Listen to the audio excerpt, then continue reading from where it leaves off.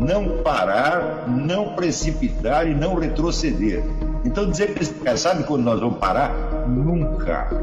Nunca na sua porca vida. Né?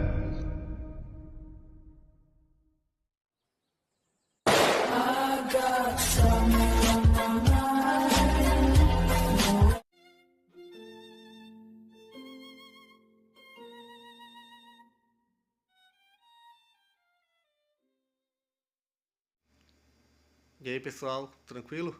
Então vem aqui antes do vídeo começar, pedir para vocês se inscreverem, quem não for inscrito, compartilhar, curtir, comentar. Quem puder seja membro do canal, que isso ajuda bastante.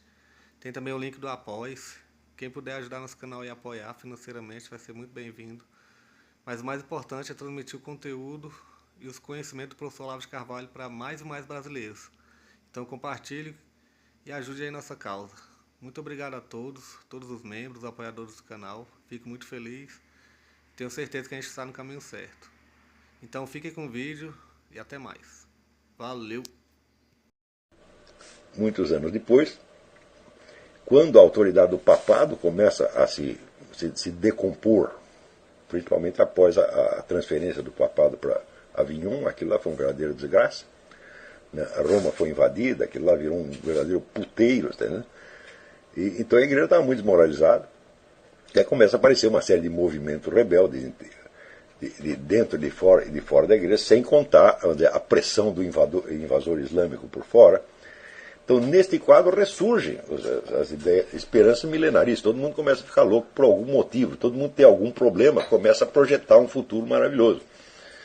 Né? Por exemplo, os judeus, quando são expulsos da Espanha, imediatamente eles começam a sonhar um outro mundo maravilhoso, já que está tudo neste mundo aqui, está tudo na porcaria mesmo, então deve ter um mundo milenarista que vem depois.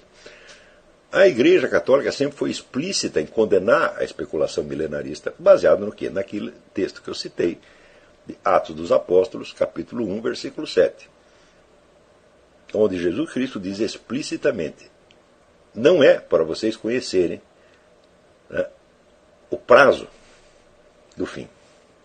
Ora, medite um pouco. Se você não sabe quando uma coisa vai acontecer, você não sabe qual é o contexto histórico em que ela vai acontecer. E se você não sabe qual é o contexto histórico dela, você não sabe a significação dela. Ou seja, você não sabe nada. Zero. Então, qualquer especulação a respeito do fim dos tempos, tá certo? Está formalmente proibida. E o que quer dizer esta proibição? Pensem bem, isso é um elemento maravilhoso, se vocês pensarem bem. Veja, muitas pessoas reconhecem da boca para fora a limitação dos conhecimentos humanos. Por exemplo, Kant reconhecia, né? Todos os filósofos modernos sempre falam os limites do conhecimento humano, né? Mas isso é tudo um flatus vocis. Não é um reconhecimento efetivo. Por exemplo, o pessoal os praticantes da ciência moderna eles sempre falam isso, né? Nossos conhecimentos são limitados, etc, etc. Mas eles entendem a limitação do conhecimento humano, primeiro, como se fosse uma deficiência da realidade. E uma deficiência é uma anormalidade. Claro, nós podemos considerar como uma anormalidade do ponto de vista metafísico, tendo em vista, por exemplo, a doutrina do pecado original. Mas não é nesse sentido teológico que eles falam.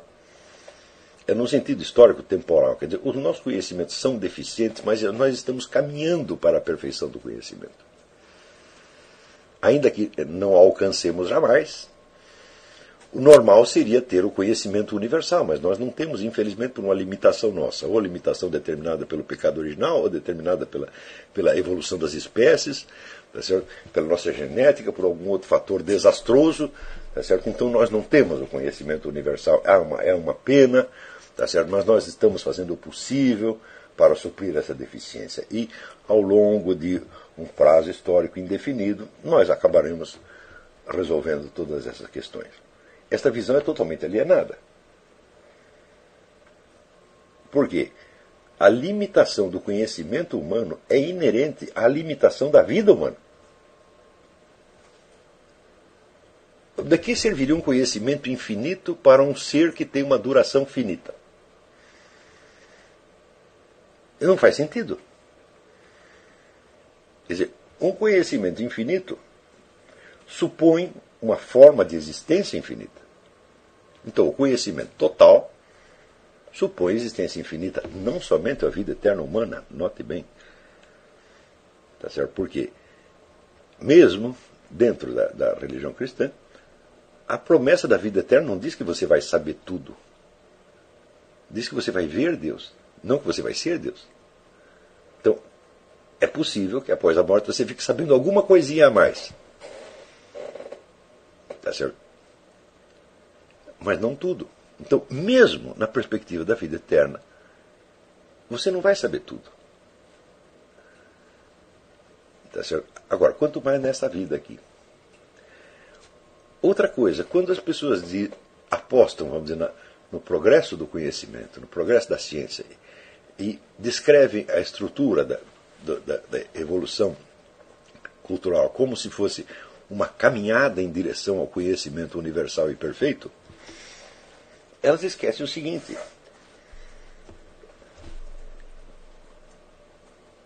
elas vão morrer. Então, quem é esse nós que vai ter o conhecimento universal e perfeito?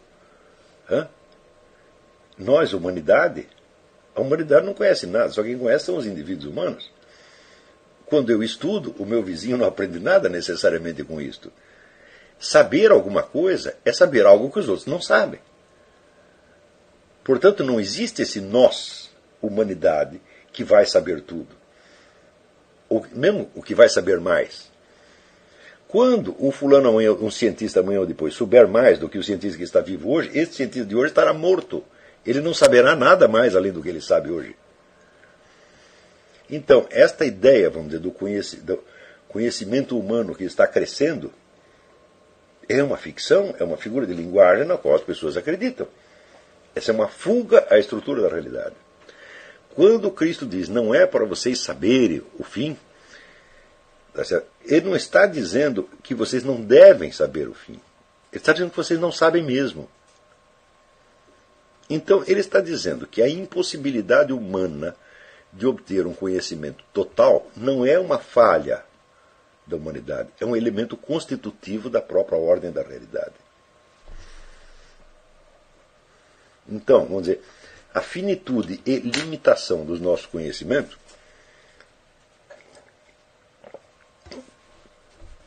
ela não é algo a ser vencido, é algo a ser assumido. E não assumido com aquele ar de desgraça, que pena, os nossos conhecimentos são tão limitados, nós nada sabemos além da experiência, etc, etc, como Kant, aquela choradeira kantiana, tá entendendo? Não é isto. Vamos dizer, esta limitação é a estrutura real da nossa existência. É ali que nós estamos, é ali que você tem de cavar. E isso mostra para você o seguinte, que o elemento do desconhecido e do mistério, ele está presente permanentemente na estrutura da existência. Se você tem, vamos dizer, a expectativa de você alcançar uma iluminação geral que vai te revelar tudo, você se priva de conhecer um dos elementos fundamentais da estrutura da realidade, que é a presença permanente do mistério. O mistério, ele não está totalmente fechado. Ele se abre de vez em quando e deixa você ver um pouquinho. Este pouquinho é precioso, mas você se priva deste pouquinho, tá certo? Se você quer ter tudo. Se você, mesmo reconhecendo a limitação do conhecimento humano, você entende esta limitação como se fosse uma privação, como se fosse um defeito, como se fosse algo a ser vencido, você fugiu da estrutura da realidade. Então, os momentos de abertura que o mistério lhe oferece serão perdidos para você. Está entendendo? O que são esses momentos de mistério? Não são necessariamente, esses momentos de revelação do mistério, não são necessariamente revelação no sentido religioso. Está certo? São simples abertura para você compreender aspectos da realidade que são pertinentes à sua vida e ao seu destino.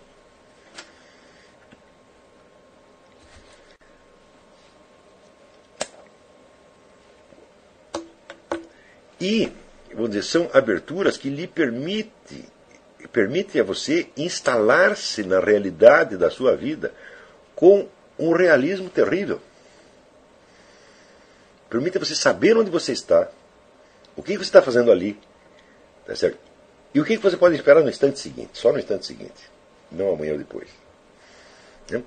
Essa espécie de antecipação, na aula passada eu falei da antecipação no conhecimento pelos sentidos. Esta antecipação, que é baseada num conhecimento não verbal, por assim dizer, no conhecimento por presença, tá certo?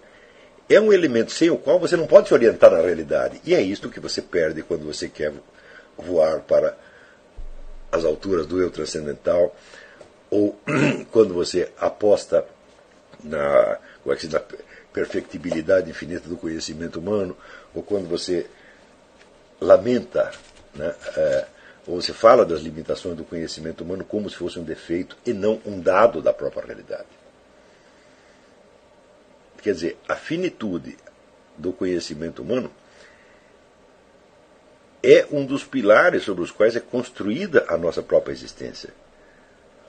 Então, o importante não é vencer o desconhecimento, mas encontrar um modus vivendi com o mistério que lhe permita ter, vamos dizer, uma reação adequada ao mistério. E, portanto, você obter o coeficiente de luminosidade que você precisa naquele momento e naquele lugar para você poder agir, pensar, conhecer e decidir responsavelmente.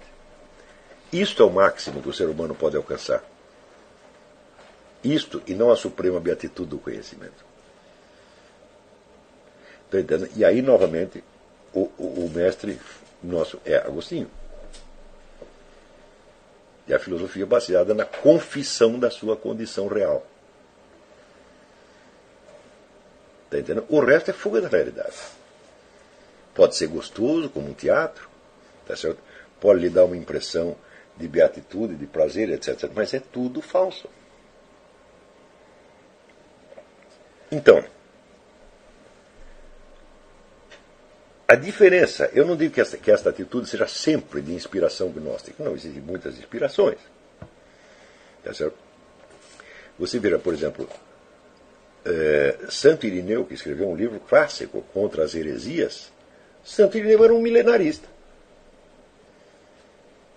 Tá entendendo? Então, quer dizer, os elementos que vão contribuir para a confusão revolucionária dos tempos modernos, eles aparecem nos lugares mais imprevistos. Quer dizer, o maior inimigo das heresias fomentou uma coisa que em si mesma não é herética, porque não forma uma doutrina total, mas é um elemento, vamos dizer, originador de muitas heresias. Então, essa perspectiva milenarista, ela é justa e ela está integrada na realidade se você entende que, primeiro, você não sabe o que é o fim do mundo, você não sabe o que é o segundo retorno do Cristo e você não vai saber jamais. E não adianta especular. Então, aí a única atitude realista, tá certo, é você entregar-se a uma inteligência infinita que sabe o que está fazendo e que não vai te contar o que ela vai fazer. Se você abdica de especular estas coisas, o que acontece? A realidade começa a abrir-se para você. Está entendendo? Você não vai saber o fim do mundo, você não vai transcender a sua condição, mas você vai entender a condição humana, tal como ela é de fato. Você vai cavar onde você está. Entendeu? Então, onde está o petróleo, onde está a riqueza? Está aí onde você está. E a técnica é a do Agostinho, é a confissão, é falar a realidade, é aceitar a condição humana na sua plenitude, onde tudo é precioso, tá certo? Inclusive os detalhes mais irrisórios, os pecados, as misérias, etc. Tudo isto é precioso. Por quê? Porque é a realidade. Entendeu? Então, uma vez, uma aluna minha, que era uma mulher muito bonita, chegou e falou: olha, estou cansada de ser admirada pela minha beleza, eu quero ser admirada pela minha inteligência, pelos meus conhecimentos, etc, etc. Eu falei, minha filha, isso aí é vaidade sua. Por quê? Porque todas essas porcarias que você pensa, é você que está inventando. Ao passo que a sua beleza foi feita por Deus. Vocês admiram você por a sua beleza, estão admirando a obra divina. Agora você quer concorrer com Deus. Você falar o que Deus fez não presta. O que é bom é o que eu mesmo inventei. Então você para com isso. Ao contrário, você tem que, quando você olhar no seu espelho de manhã, você olha assim, veja como você é linda e peça a Deus que lhe dê, vamos dizer, uma personalidade pelo menos digna desta beleza. É o contrário, é a beleza que tem que servir de guia, porque ela é um dado da realidade, ela não é um pensamento seu. Foi de novo.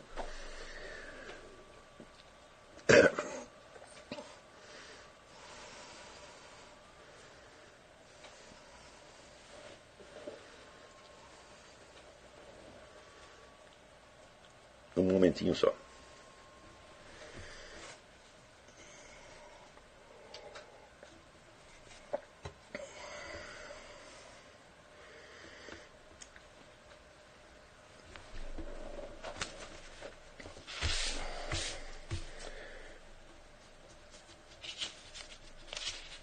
Então, o Marcos Maris que fez a pergunta, naturalmente não é só uma resposta à pergunta, essa é a continuidade natural da exposição que eu estava fazendo antes. A pergunta serviu apenas para, vamos dizer, de pretexto. Né? A diferença entre essa perspectiva gnóstica e a perspectiva normal da esperança cristã é que essa esperança cristã, ela sabe que não sabe nada. Ela sabe que ela não sabe como são as coisas. E o saber que não sabe, neste caso, é fundamental, porque é só você meditando continuamente na presença do mistério, do desconhecido e do incognoscível, é que você pode se abrir para o cognoscível. E você vai perceber a diferença entre ignorar e saber. Muitas pessoas perderam atualmente até o sentido do que é certeza imediata, do que é evidência imediata. Elas não têm mais isso. Elas estão de tal modo confundidas, vamos dizer, numa rede de argumentos e pensamentos, etc., que elas não são capazes mais de confessar o que sabem. Mas olha que coisa preciosa. Aquilo que você efetivamente fez, e que ninguém mais sabe que você fez, que só você sabe, ainda que seja um monte de pecado, ainda que seja um monte de merda, é realidade. Está entendendo? Não é um pensamento seu. Isto é um ponto firme onde você pode se agarrar. E ali você adquire o quê? O senso da certeza, o senso da evidência, o senso do imediato, que é a base de todos os conhecimentos possíveis. Você pode medir a confiabilidade dos conhecimentos conforme eles se aproximem ou se afastem deste legado, por assim dizer, deste legado autobiográfico que cada um de nós tem. Mesmo que esse legado seja constituído só de porcaria. Vocês olha, passei minha vida aí, né, tomando pico, né, roubando, matando, estuprando, fazendo tudo. Eu digo, muito bem. Essa história é preciosa, porque você sabe que isso é real. E você não pode fugir dessa história. Está entendendo? Porque é a única que você tem. Então, esta história, é claro que se ela tiver bons momentos, é melhor do que ser constituído só de porcaria. Mas mesmo que seja constituído só de porcaria, né, porque aliás, não existe, ninguém tem uma vida tão ruim assim. Né?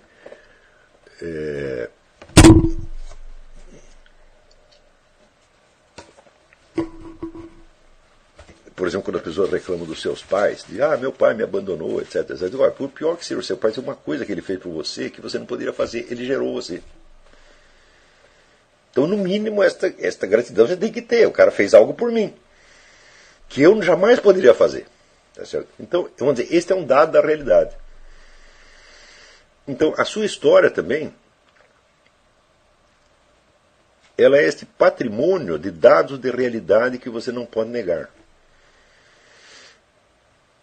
Então, por exemplo, quando você estuda história, ciências sociais, ciências políticas, qualquer coisa, Você deve perguntar assim, essas coisas que eu estou pensando, que eu estou acreditando a partir do que eu li, do que eu estudei, eu as conheço com certeza como conheço a minha própria história? Se eu não conheço, não tenho esse grau de certeza, então eu tenho um grau menor de certeza. E aí você pode aplicar aquele critério que está na apostila Inteligência, Verdade e Certeza, que é o da gradação dos seus conhecimentos. E a partir da hora que você tiver essa gradação, fala, aí você se tornou um estudioso responsável. Porque você, quando acredita que sabe algo, você sabe se sabe aquilo. Com certeza imediata e evidência, com alto grau de probabilidade, com verossimilhança ou só como especulação de possibilidade.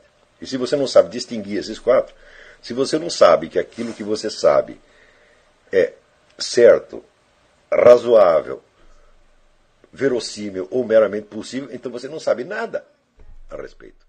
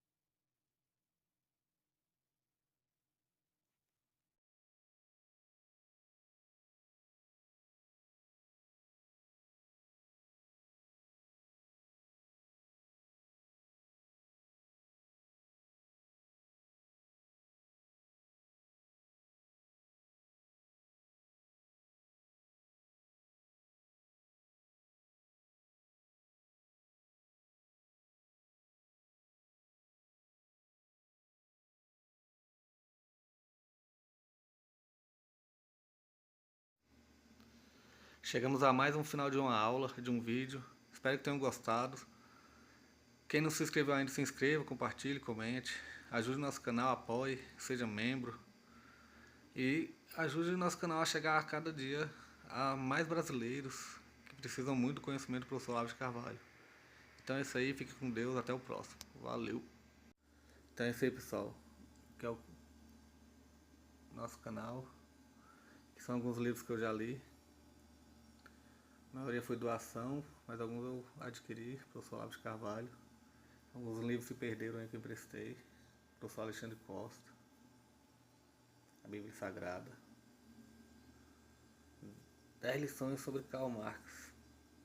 Indico a não ler esse livro, que é muito ruim mesmo. Alguns pensadores aqui que realmente, como o professor Olavo de Carvalho disse, não são pensadores. Valeu, tamo junto aí.